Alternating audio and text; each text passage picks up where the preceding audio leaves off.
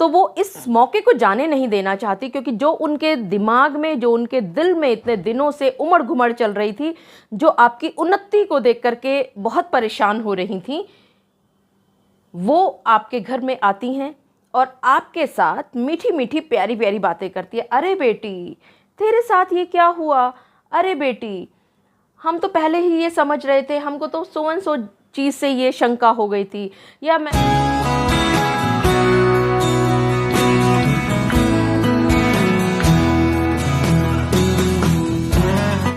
मेरे video number 261 को देखने के बाद मेरे बहुत सारे सब्सक्राइबर्स ने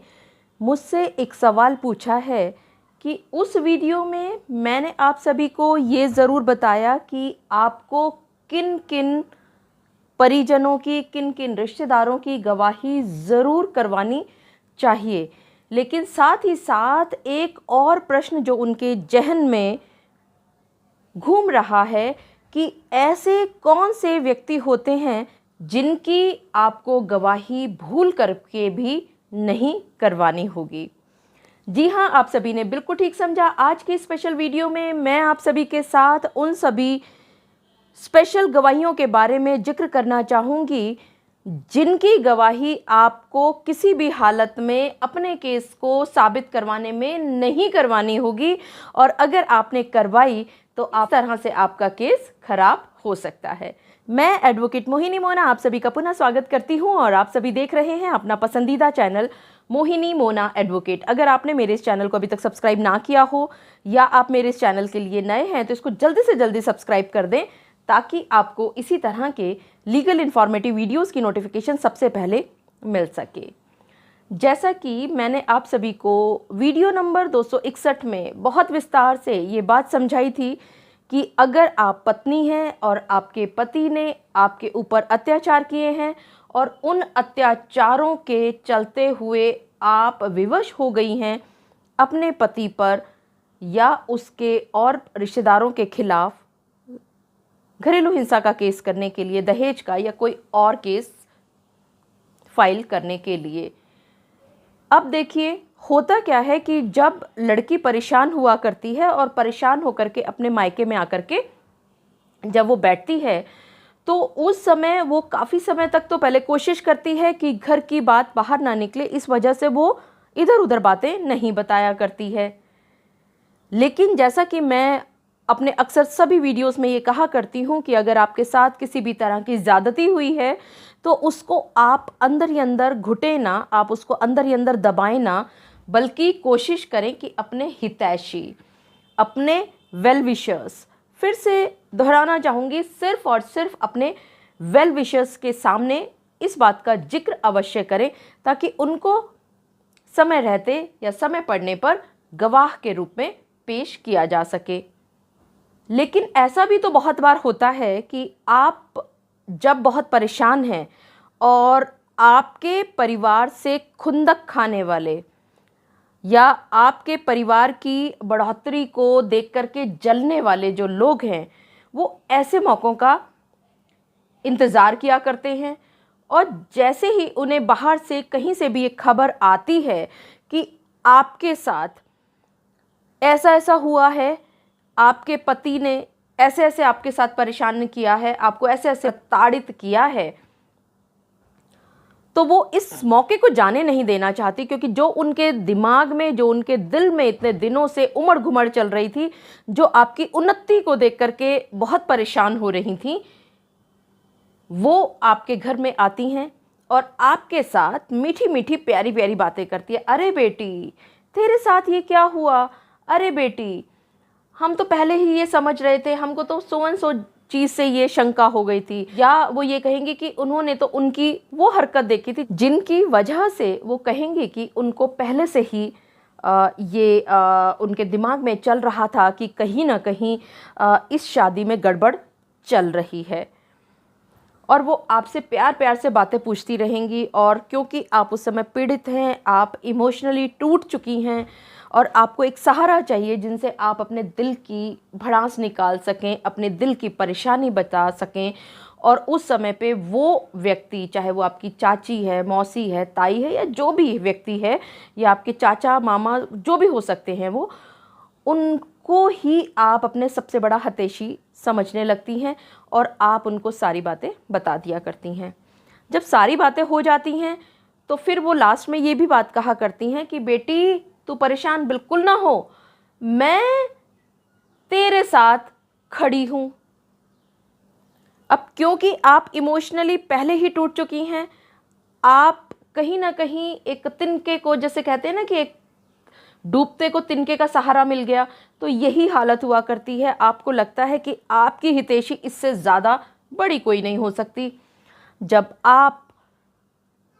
अपने वकील साहब के पास पहुंचते हैं और आप वकील साहब को ये बताते हैं कि इस तरह से सो एंड सो पर्सन गवाही देने के लिए तैयार है, और जब आपको वकील ये बात बताते हैं कि बेटा अभी भी आप अच्छी तरह से सोच लो, समझ लो, और वो हिदायत देते हैं कि उन्होंने, यानी आपके वकील साहब ने बहुत सारे ऐसे गवाह देखे हैं जिनका नाम गवाह के रूप में दे दिया जाता है, लेकिन बाद में वो आते नहीं। लेकिन आपकी ज़बरदस्ती ये रहती है कि नहीं, वो आपके साथ हैं हर हालत में, और जब कोर्ट में गवाह का नाम दिया जाता है तो उस समय पे उनका नाम गवाह के रूप में दर्ज करवा दिया जाता है। इसी तरह से कई बार हमने प्रैक्टिकली ये महसूस किया है कि जब हमारे पास लड़कियां आती हैं तो वो ये कहती हैं कि उनका पति बहुत गलत आदतों में फंस चुका है और उन्हीं के परिवार का कोई व्यक्ति, यानी कि आपकी कोई नंद या आपकी कोई चाची ससुर या आपकी कोई चाची सास, चाचा ससुर, या आपका देवर, या आपका जेठ जेठानी, यानी कि आपके पति के ही किसी परिवार के सदस्य पर बहुत ज़्यादा आप भरोसा रखते हुए आप हमारे पास आती हैं और आप हमें ये कहती हैं कि उनका नाम ज़रूर गवाह के रूप में लिखवाया जाए, क्योंकि वो हर हालत में आपके पति के खिलाफ गवाही देने के लिए तैयार हैं। यहाँ भी आपको बहुत बार समझाया जाता है कि आप ऐसा ना करें, और आखिरकार आप ज़बरदस्ती करके उनका नाम, सारी की सारी जिम्मेदारी खुद लेते हुए कि अगर वो पलटा तो उसकी जिम्मेदारी आपकी होगी, आप उनका नाम गवाह के तौर पर लिखवा दिया करते हैं। लेकिन क्या आपको मालूम है कि ये वो रिश्तेदार, चाहे वो आपके परिवार की तरफ से हो या आपके पति के तरफ से हो, आज आप बहुत ज़्यादा उन पर भरोसा कर रही हैं, बहुत अच्छी बात है, लेकिन क्या रिश्ते हमेशा एक जैसे रहा करते हैं? बहुत बार हमने रिश्तों को बनते टूटते देखा है समाज में, और वही रिश्ता जब उनके साथ जिस व्यक्ति का नाम आपने गवाह के रूप में लिखवाया है,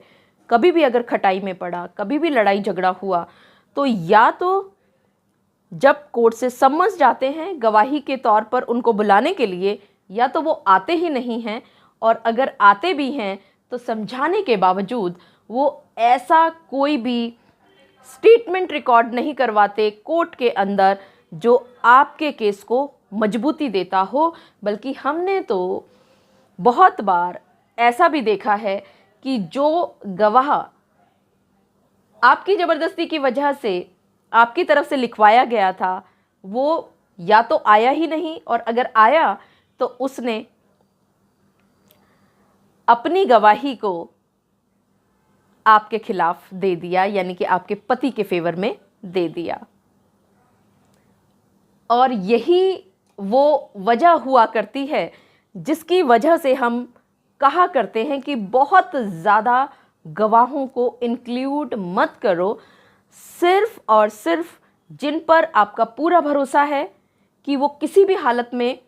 नहीं पलटने वाले, सिर्फ उन्हीं का नाम गवाह के तौर पर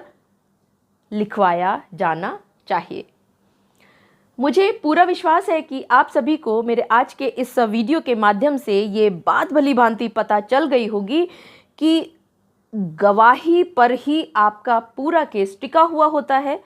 आपकी गवाही के बाद आपके रिश्तेदारों में से या आपके पति के रिश्तेदारों में से सिर्फ उन्हीं रिश्तेदारों का नाम गवाह के तौर पर लिखवाया जाना चाहिए जिन पर आपका पूरा पूरा नियंत्रण है। खास करके आपको अपने पति की तरफ के रिश्तेदारों का नाम कभी भी गवाही के तौर पर नहीं लिखवाना चाहिए। और अगर अपने परिवार में भी, अपनी रिश्तेदारी में भी अगर आप किसी का नाम लिखवा रही हैं गवाह के तौर पर, तो बहुत ठोक बजा करके आपको पहले से उन्हें देख लेना होगा। और उनके साथ तो आप 20, 25, 30 साल गुजार चुकी हैं, उनके व्यवहार के बारे में हमसे ज़्यादा आपको भली भांति पता होता है। तो बहुत सोच विचार करके आप गवाह का नाम अपने केस में मजबूती प्रदान करने के लिए वकील साहब से कह करके अपने केस में लिखवाएं। अन्यथा जो वकील साहब आपको समझा रहे हैं उस पर गौर फरमाएं।